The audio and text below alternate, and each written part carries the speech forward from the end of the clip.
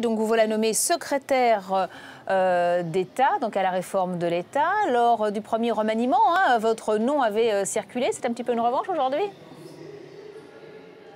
Non, j'ai jamais pris les choses comme ça. Mais en revanche, la réforme de l'État comme la simplification, puisque je crois que c'est ces deux responsabilités-là que le président a bien voulu me confier, c'est deux sujets essentiels pour le pays. Donc je suis évidemment ravi, mais surtout conscient du boulot qu'il y a à faire. Alors, quelle réforme vous allez vouloir mener dans cette réforme de l'État? On sait que c'est un gros travail, que chaque gouvernement veut simplifier et améliorer la structure de l'État. Oui, mais moi, ma méthode pour la simplification, comme pour demain peut-être la réforme de l'État, il faut quand même que j'en parle aux plus hautes autorités de ce pays avant d'avoir un programme, mais c'est la méthode collaborative. Je pense qu'on peut transformer l'État avec et à partir des agents de l'État. Je pense que les décisions de réforme centralisées par le haut, ce n'est pas les bonnes méthodes. Les bonnes méthodes, c'est au contraire de partir des acteurs de terrain et d'essayer de voir avec eux, en les associant à la réforme et d'ailleurs au résultat de cette réforme, comment on fait bouger les choses.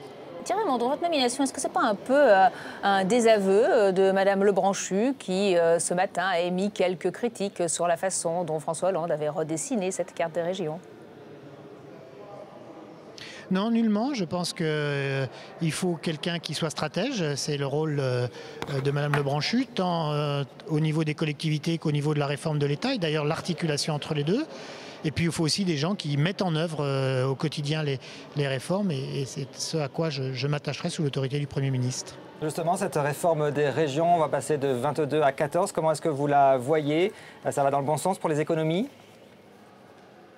Mais c'est indispensable. C'est une réforme majeure que le président de la République a décidée. Ce n'est pas seulement les régions, c'est les intercommunalités, c'est l'avenir des départements. Et c'est un pari qui est simple. On peut faire aussi bien en termes de services publics en dépensant moins d'argent, donc en sollicitant moins l'impôt des Français. C'est un magnifique pari. C'est une réforme qui, j'espère, va créer la mobilisation de tous ceux qui croient à la rénovation de l'action publique. Vous allez avoir du pain sur la planche, parce que la réforme est critiquée de toutes parts, à droite d'ailleurs comme à gauche. Une réforme qui est qualifiée de bricolée et dont on peut s'interroger sur la cohérence territoriale.